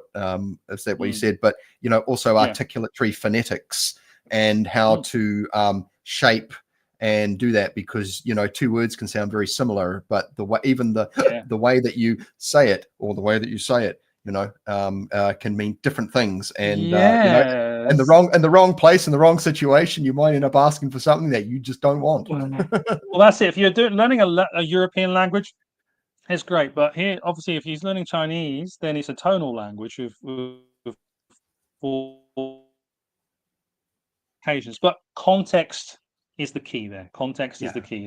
If you're asking for something and they go, well, that's a bit wrong, you must mean this. So yeah. context can help. I've made all sorts of crazy, terrible mistakes. What's that on my food? Oh my gosh! Oh no, that's normal apparently. Okay. Oh It's geez. not I mean, that's why you want to learn Klingon before you go and ask them for a meal. yeah. Okay. So now I've got another question here, and we're just coming up to the end of the 90 minutes. And so if anyone in the chat has got another question, now would be a good time before we sort of move on with the conversation. But I've got two questions that I'd really love you to get your answer on. And you know, what initiated the idea of building the Perseus platform? Okay. This is sort of multiple reasons. One, because it's the thing that I always would have wanted. You know, it's the thing Mm, that as a youngster I would have loved to have gone somewhere that I could trust. Because as I had a discussion with another martial artist the other day and or meditator, we both had to kiss a lot of frogs to find the gold. You know, mm, and so Perseus, you know, we're about relationship first. So, you know, everyone we work with is someone we know personally, someone who we've been introduced to, someone who we know is first and foremost a good person. You know, that's the key. You know, it's not money or business. It's like, you know, are you a good person and are you going to look after the students? Do you have the mm, best interest for these students? Are you going to waste their time? You know, do you value their time? You know, so our time is valuable. I don't want someone who's going to waste someone's time because it's so precious. Because it's what I would have wanted. It saved me time and saved me search for what I think is the most effective methods at this time. So yeah, that's the base reason, and I have to give props here to Andre. The name came from Andre. Andre was like, "What about this?" Because we were sort of brainstorming names, and Andre was like, "How about Perseus?" And I was like, "Aha, that's Perfect. it, that's it." Perfect. Yeah. So that's the reason for that. Is really, it's what I would have wanted, and if I reincarnate, I want to be able to come back to Perseus and get a head start and not have to do all the work again. Bob said the same thing. You know. Yeah, Perfect. save time. Yeah. I was going to say, if it wasn't Perseus, could it have been Prometheus? Possibly, yeah. These things are sort of, yeah. It is close. It's close. It's like, I don't know why, but for me, Perseus won out. But yeah, Yeah. No. Prometheus in terms of the meaning would be also a good option. Yeah, I love it. Yeah, I was just wondering about it the other day. But my next question for you is, so this is for anyone who's listening and watching, who has decided that the Barden material or the 60 skills, which is revolves has a good content of the Barden program in there, or any of the other teachers. There's a lot of Barden influence on the Perseus teachers platform. People starting out now, obviously there's that great article that we just scrolled through, and there's plenty of blogs on the Perseus website that people can explore, and you're going to get views and understandings, and plenty of us have made trial and errors, and we've goofed up and hurt ourselves, and we're like, okay, traps for new players. We figured this out. Maybe it wasn't mentioned in the book. This can help you get there a bit faster. Here's some hacks, these types of things. But have you got any tips for newbies, people who are about to start out on the path, who are looking at this with wide eyes going, wow, this looks too good to be true? I can't wait to get started on this. And, that initial, excitement and enthusiasm will get you over the start line. And so while you're in that sort of honeymoon period, how can you capitalize on that energy? Like, what are some good places or things to set up maybe? A few things really. Firstly, I think is just don't lose touch of reality. Yeah, especially if you're a youngster or you're, be like, oh, I'm not going to go to university. I'm going to go and live in a cave and do this. So no, it's think with this stuff, common sense really, has to be there at the forefront. You have to design your life so that you have time for practice, not replacing your life with practice. Do you see what I mean? So it's like, it doesn't mean you need to leave the world or leave the corporate world or leave other goals, because those can help you have more productive practice. If you're worried about a roof over your head, then you're probably not going to get too far with your vacancy and things like that. So practical things, don't neglect practical things. Number one, while you have that excitement in that initial time, I would say, there's this ambiguity. It's a little bit like the languages. So we have the ambiguity. You don't know what something means. What does it mean? What does it mean? It doesn't matter right now. You don't need to know the nuts and bolts of every single little thing. You just need to do the practice. And if you don't know something or something's not clear, just put it on the shelf. It's okay. But the time doing practice is far more important than trying to discover every little bit of information about something. You see what I mean? It's like practice time is really what is going to make the difference in terms of your maturity. And before you get to equanimity, obviously it's a natural form of creating balance in you, because you're doing your practice, you're doing your vacancy, you're doing all the things you need to do. So yeah, definitely prioritize practice over theory and practice over searching. Okay, just do the practice, and have this. I mean, Martin Fawkes is a wonderful example of this, in that he has a morning session, he has an evening session, and it's pretty much unmovable. Even though he's an extremely busy guy, it's unmovable. I'm not that disciplined, so in that degree, life happens. Walking the dog, doing the shopping, things have to be flexible sometimes. But really try and put in, rather than some big long session, because when you're excited in the beginning, you think, okay, I'm going to do 4 hours in the morning, or I'm going to do 2 hours, I'm going to get up early and do this. No, just make something achievable you can do for a long period. Now, this isn't the way, a long-term practice of a small bit of practice is not that effective over the long term.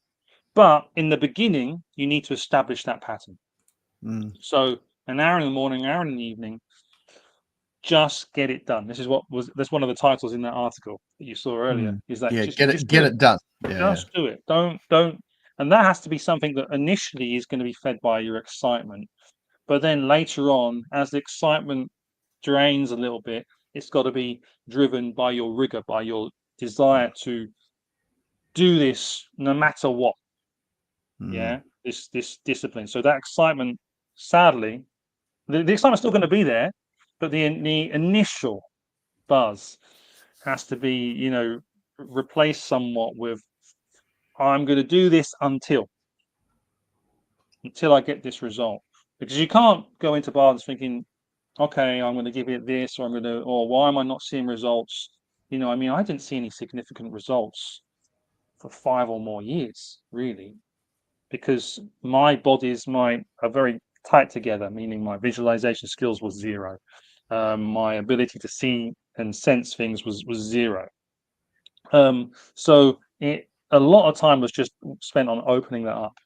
Yeah, being able to open it up and know that what I'm receiving then is actually real. Yeah, so though it took me a lot longer, I'm kind of happy that it went that way, because I know what I see, what I hear, what I feel is real, and not, oh, it's lovely. I feel God's coming to see me, and it's just kind of your mind giving you what you think you want. So yeah, there's this rigor of practice. Get that habit in early. Yeah. Anything else I'd say? Let me think. Visualization. Don't expect an IMAX hologram in front of you. Read what it says. It's in the mental section. It's not in the physical section. It's in the mental section. So it's obviously a mental image. Okay. Be really clear on what chapter you're reading, what section of the book you're reading, mental, astral, or physical. Yeah. Don't expect physical effects in a mental. Okay. So that stops people for years. Let me see what else. And I would say when it comes to the elements, this is one good thing that I like what the 60 skills community and the Mark Rasmus community has brought in, is that we're not talking just do the element for so many breaths until, we're talking do 100 hours, something that's quantifiable, something that you can tick off in your book, in your journal. And because once you start getting to 50, 60, 100 hours, your experience of these things changes drastically. Yeah, but it requires that amount of input for you to get that result. So if you're just doing a little bit every day for 5 years, you're never going to reach that point to break through, to feel anything significant. It's always going to be like a mental thing. So you have to, at some point, put the time in. It's going to be later, obviously, in your training, but put the time in to get that. And I very much recommend the 50 to 100 hours, something that's quantifiable. You've done the work, you've ticked it off. And by the end of it, you go, oh, my journal before doing this amount of time and my journal after doing this amount of time is significantly different. I love it. Thank you. Yeah. And, I think proficiency markers and metrics, keeping it very, like you're investigating, you've got a detective mode, you've got your scientist, you're laying things out, just like, like you're the lab. Yeah, perfect. That's it. So, I went to the gym once and I quit straight after because I didn't have my killer biceps. It's like, that's right. Yeah. These new muscles are going to take time. And I think if you were sincere about this, there's going to be little nods and prods along the way to encourage you. And there's certainly a lot of complementary things you can do. I really like doing dream work and lucid dreaming and things like that, because you can do training within that environment too. You don't have the physical sort of hindrances in the way too, but that can add yeah, you got to do it cleverly though, because it can get a bit tiring. But I just wanted to point out to everyone who's watching that if you go to Perseus and into 60 skills and then scroll down a bit, you'll find this course called the 3 transformations. It's actually in the free section as well, Phil. If you go in the courses and go in the free section, let's do you go courses and then go all courses. Oh, no, they're free in the middle there, free bottom middle. Free. Yeah. And there you go. There we You've go. got the free transformations there. Yeah. Tell us a bit about why this is just well worth people's attention, like straight out of the gate before they even start the book. Do this. Man, do this one. Yeah. This is probably one of the best innovations I think that's come out of the community, to be honest. And it's free, guys. So can you give us a bit of a quick insight into this from your perspective? Well, yeah. I mean, this was one of the things that Mark showed me on my first trip. And I've got to be honest, when he first showed me, I didn't really get it. It was so new to me. I was like, what? But so if you think about it, if you're only going via the book, your understanding of mental, astral, mental is coming to you from reading the book. Basically, from a mental, you're reading it, so you're interpreting it mentally and trying to understand mental, astral, and physical from a mental perspective.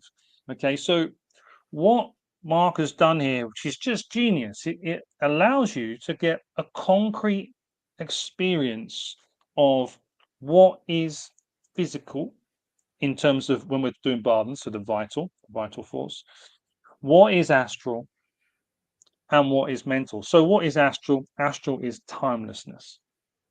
Yeah, is the marker for astral. What is mental? It is spaciousness. Okay, so what happens in this practice is you'll take an energy, you can do it with an element as well, but you can do it with vital force in this. This vital force is transformed. This energy that you build up is transformed into an astral energy. And then you get an experiential experience of astral. So now you know, oh, when I go into the astral mode, that's what it's like. And then you transform that astral into a mental, a spaciousness. So and Barden writes this all through the theory section, timelessness, spaciousness. And we just read it and go, okay, cool. But we've got no experience of it. And even if you do Barden's book as it is, you don't really, until much later, suddenly have to get that in the Akasha and go, oh, timelessness and spaciousness, I've got to somehow create that now. But I've not been doing anything like that for this whole period.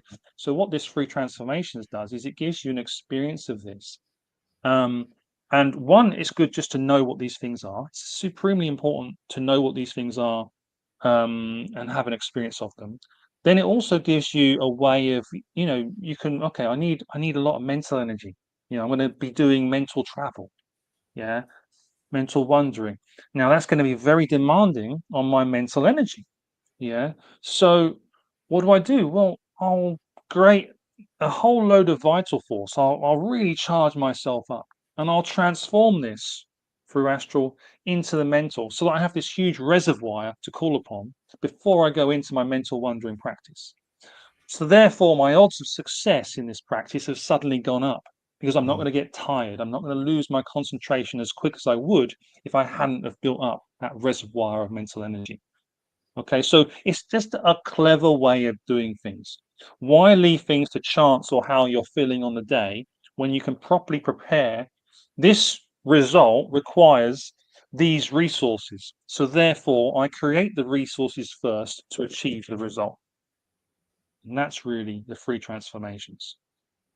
I love it. And you nailed it. Concrete. This is a very tangible way to get to know which realm of operation you're in, because they all have distinctive sort of what you might call feeling qualities, or it's like, when you're in this, when you're in the mental, when you're in the astral, when you're in the vital. They have distinctive kind of tangible, very palpable natures to them. So you go, oh yeah, okay, that's this. Oh yeah, that's that. Oh yeah, and that's that. And then of course, and so straight away, because they can happen by over time.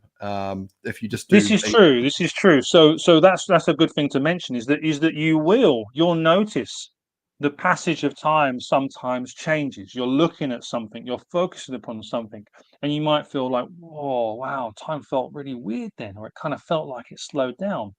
And it's like a haphazard approach to it, in that, yeah, that's what happens. But now you know the mechanism to create that. You can make sure that happens every single time. It's like when I first started meditation, you go, oh, that was an amazing one. Then your whole thought is, I want to get back there. But what was the cause of that amazing experience? Well, in those days, I didn't know. But now, thankfully, thanks to Mark and Franz Barden and Bob, we now know the mechanisms, so that you can recreate these experiences again and again and again. And then you create it, you can anchor it, you can go further, you can re-anchor it, and keep on going further and further and further, reliably experiencing the same thing. That's it. Reinforcing actuality through repeatable sort of mechanisms is, I think, it's this intelligent way of approaching things, considering the vast body of language and understandings we have in the modern era through scientific method and through engineering language, and these types of things allow us to go, it's not just a, like you said, haphazard or a happenstance. It's a like, oh yeah, okay, this thing, like if you're in the dream environment and you're lucid, you'll find that it's quite thick. It's slower in these things, and that can be a lucid dream trigger in itself. If you're having a lucid dream, you might be like, man, it's slow in here. I wonder if I'm having a dream, because these types of things, I've actually found that to be a pretty good trigger. But that was a great explanation. And please, everyone, you want to go and definitely check out the 3 transformations course on Perseus under the free section, but also just go to Perseus if you haven't been there already and have a nosy around. There's a lot of blogs, and you'll probably find a teacher on there that you like. There's a lot of people on YouTube and that, but this is a great aggregate of people who are Barden practices. There's also people who aren't, but essentially it's like the platform was largely Barden. Would I be correct in saying that? Would be the education is largely Barden influenced. We have the ones that aren't would be Denny, but Denny, I mean, have you chatted with Denny? Not yet. Denny has an amazing history, amazing track record, and he was sort of ceremonial magic and amazing. So there's Denny who's not Barden. There's Peter with meta magic. Peter's great. Yeah. Peter's amazing, which is different, but they're all people who have put the time in.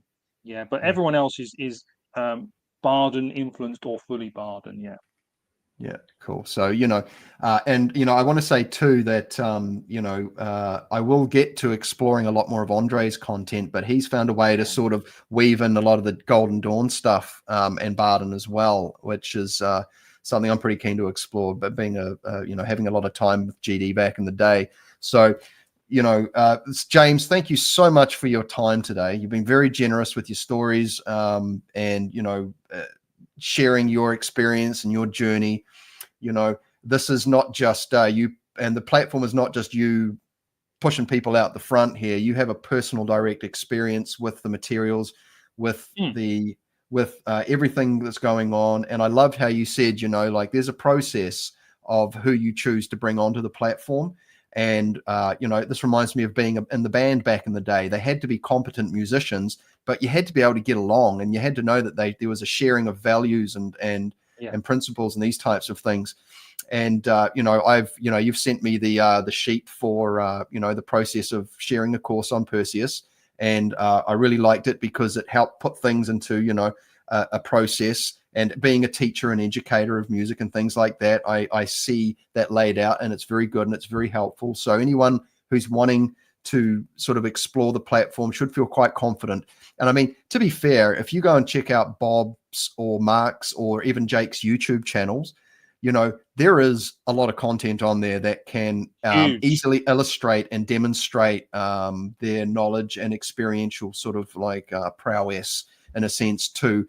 And I think as well, like there's still plenty of magic and romance and mystery involved here, but it's just a lot of the unnecessary kind of like flowery, like, you know, caught up in the air sort of thing is like being stripped away, and it's like, okay, here's the hard and fast of it. But it doesn't mean you have to remove the thing that keeps pulling on your heart as well. And so the mystery is still there. That's the thing. The mystery is infinite. That's the amazing thing. There is no limit to the infinite, to the mysteries. It's always coming. It's amazing. Yeah, I love that. And so, you know, what's coming up for Perseus? You know, we're just about hitting the end of the year. Has you got anything coming up that you can share, that you'd like to share? We got a whole load of wonderful interviews. Currently, we're going through, because we've been around now for sort of over 2 years. We've been getting in contact with students who have been working with Bob, who have been working with Andre, and these students have been sharing their experiences and their magical work over the last few years. So these student-based interviews, I think, are really nice because you can really see that, you know, these people are doing so well and are doing so much amazing things, and largely, not entirely, but a good contribution of that is because of the work they've been doing with the teachers at Perseus. So those are really exciting. We've had those coming out. We've got a load more of big interviews coming.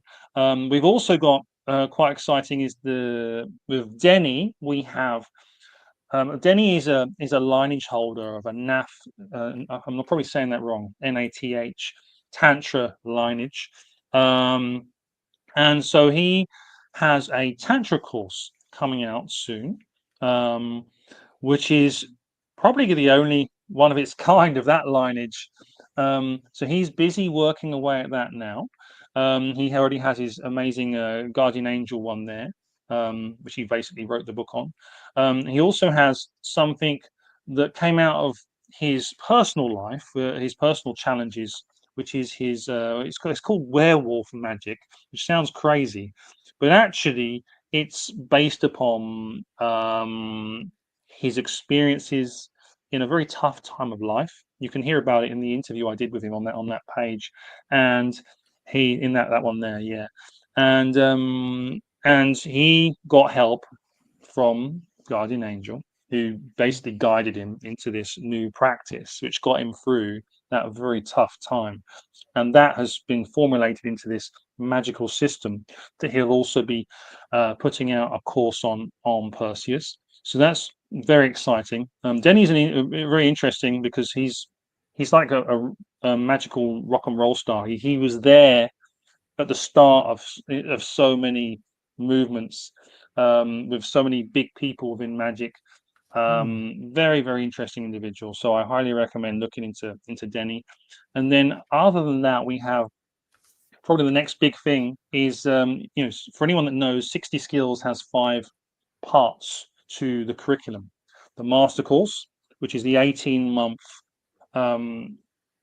collection of courses to get you to your own personal akasha and in contact with non-dual light. So a fairly similar path to IIH to allow you to, there we go on the right hand side there, to allow you to basically move on to the next step of Kabbalah work and evocation. Okay, so that is step 1. Step 2 is the 60 Skills Kabbalah. Step 3 is the planetary Kabbalah, and coming next is the Zodiac course, which you would see in Bob's most recent videos, where they went out to the outer planets, and now they're coming back. So they went up the tree, and then they're coming down the tree, and so that Zodiac work incorporates the stacking of how to say zodiac energies within the bodies. So not only have you got the elements going on, you've got the Kabbalic letters going on, you've got the zodiac aspects being stacked within the body as well. I think it's page 18 or something like that, page 17. It basically that diagram is explained on the front of KTQ, and that's exactly what Bob has put together here in the curriculum. It's nothing like, you know, outlandish. This is what Barden said. It's just that Bob's actually gone and done it. So that is the next step of the 60 Skills curriculum, which is being made as we speak, and will be the next big thing for 60 Skills to appear on the site. We're also looking at we have the Discord for public kind of chats, and we're also looking at putting on a Perseus only discussion, which will be attached to all of the courses. Currently, we have comments, but we're going to have a private area on Perseus for more personal and more in-depth discussion, which is going to be closed off to the public. That'll be on Perseus only. Oh wow, yeah, that's great. So lots to look forward to there, and Mm. and yeah, I mean the 60 skill stuff is there's a lot of it, and you know, the cool thing is that some of the skills are available separately, you know, and you Yes. know, for example, you know, 0 point, you know, getting out of body. That is life transforming. The 0 point, yeah, that's amazing. That helped me as someone whose bodies are quite close together. Is Um, that that in is relation very, to very the? useful. I'm presuming that's in relation to Barden's depth point. Is there a correlation there? It's like a step on from the depth point. Yeah, Okay. it's like a step on from the depth point, and into personal kasha. So if you're someone who has trouble with out of body in the traditional way, coming out through the head, Yeah. yeah. If you can't quite manage that, it never happens. Then this 0 point method is a way for you to achieve those results without having to go through the head. Instead, you'll go through the depth point. Wonderful. Well, that's exciting Yeah. stuff. I mean, you know, when you start having out of body stuff going on and you have, you know, prolonged, sustained, very vivid experiences, I mean, Mm. that's kind of what kicked me over the line in a lot of ways. You know, I was introduced to that experience, and it was like, man, I think I'm away now. Okay, just Once you have one or two of those, it's like, oh, okay, yeah, I got it. just This requires more time. leave a message. I'll get back to you when I'm home. Yeah, Yeah, exactly. awesome. Well, James, thank you so much. Thank you to everybody in the chat. You know, James has he's building this platform. He's training as well. He's writing blogs. He's promoting the teachers. And you know, we share a bit of a kinship in that respect, is that, you know, we can see the value in you know, helping the teachers come forward, you know, like maybe one day James and I will have our own courses, perhaps, you know. And I know that you did actually put a Kung Fu course on here as well. Is that correct? Well, there's and it's pretty hard for me to put a kung fu course on because so much of what I see, I'm like, oh. But yeah, if you go on the free there, this one on the left there, yeah, movement mastery. This very much just a sort of a trial for people to have a look for Chris's methods, but Chris is legit. Chris knows what he's talking about in terms of energetics, in terms of body tissue, in terms of how to train the legs, the stance work, everything. Chris is very, very good. Chris has his own course on his own platform, which is linked to at the end of this free course. No affiliate or anything like that. I'm not making any money out of this at all. This is just because I see that Chris is legit. He's real. He's put the time in. And Mm, if you go on his Facebook as well, he's also I'm not sure. He's a healer. He works with physical health. He works with he's also, I think, TCM trained as well. And he's very health conscious, and he's always sharing useful methods for, you know, staying healthy, for mental health, mm, cleaning your body without all the chemicals. Chris is great. I do have a big interview coming from him at some point, but he's a busy man. But mm. highly, highly recommend Chris, and I don't recommend many people. Yeah, no, that's fair enough. Yeah. So, oh, okay. I actually thought that was your course. I should have looked. Never mind. But that's cool. But you've really demonstrated to me, you know, like there's things I've learned about you today and things I've heard you articulate that have, you know, I can see the potential of yourself, you know, bringing something forward in the future, you know, if it tickles your fancy. But It's a long-term plan. I do have that plan, but it's just whenever I get started, something else pops up. I've been trying to do this for about 2 years. yeah, I hear you. I hear you. But you know, there's plenty of blogs there that you've written too that are very useful, and I really appreciate that. You know, you're a no mucking around dude as well when it comes to being, you know, like straight up. I think that's one thing I like about some of the modern teachers is that they're helpfully blunt. and because we're trying to help people progress here, and I think that that's a good, honest way of operating, and it can build confidence in potential people who are looking, because these things aren't always cheap, and so if you're going to invest, you want to feel confident. So I'm grateful for that. Absolutely. Yeah. It's all these teachers, they've spent, these are the things, they've spent years of their life, and they spent more money than they ever should Yeah. pursuing their dreams, pursuing this knowledge. And that's why Perseus is there, to be able to give them a place where they can be rewarded for that, where they can worry about the creativity of it, and I can worry about the technical side of it, and they can just present what they've learned to people who want to get a step up, people who want to accelerate their own learning and not have to rebuild the whole wagon. They can hitch themselves to this wagon and get ahead a little bit. Of course, as I said earlier, all learning is self-learning. So even if you have access to these things, you've still got to do the work. You've still got to think about it. You can't just be a passive passenger. You have to really, otherwise I don't think the universe is going to let you get on. There has to be a degree of work, effort, and dare I say, sacrifice to achieve what you might want to achieve. There's no easy routes, but there are possibly easier routes. Yeah, and nothing is, I've just found good explanation that makes sense to me to be something that helps, I guess, dislodge any kinds of doubt, or maybe not doubt, but confusion that might arise.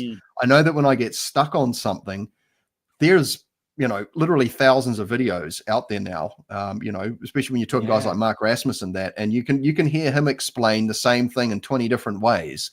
And so guys, now's the time. This is one of the best times to get cracking, because there's so many tutorials, and Perseus is a great aggregate site to sort of find these teachers. And so with that, James, I'd like to say thank you to you, sir. I'd like to say thank you again to the chat and everyone who's watching this now. Thank you very much, Phil. If you want to find out more, you can see the description below for how you can find James's work, courses, and offerings via Perseus. And with that, I would like to give James the final words for the chat, and I'll ask him to stick around for just 1 minute after I close the live. Is there anything, any wisdom nuggets or anything you'd like to share with everyone before we finish up? Oh, I'd just like to say thank you for having me on. Thank you to everyone who watched and asked questions. I'm easy to get hold of. You just send me an email over at Perseus if you have any questions about anything at all. Magic, martial languages, all good. Join the Discord. The links below for the discussion. It's a Perseus Discord, just like-minded individuals. No real nuggets. I think I've said everything I need to say. The only real thing is just do it. Don't delay. Don't next year I'm going to do this, or next month I'm going to start that. Just do it. Start now. Perfect. That's all that needs to be said. Get in amongst it, everyone. Have a beautiful rest of your Tuesday or Monday, wherever you are in the world. We will see you all again very shortly. Thank you so much. And look forward to seeing you guys in the next video. Thank you. Bye-bye.